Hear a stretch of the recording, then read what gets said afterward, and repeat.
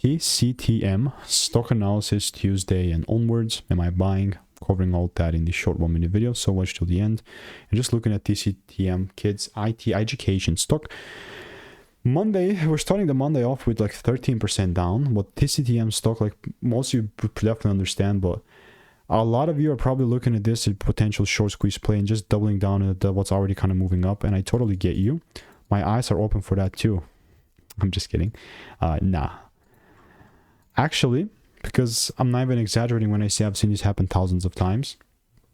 But if there's a double break on the higher time frame chart, like a proper shift one, like price going up and then giving me a double break, then I'm actually going to start taking things low.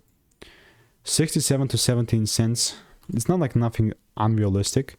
We have seen it, like, I'm not even exaggerating when I say thousands of these situations happening, but yeah. It's only going to be bearish if I see the double break. This can be kind of contrary to the popular opinion, but if there's a whack of accumulation, we can even take it to at least the highs of 136.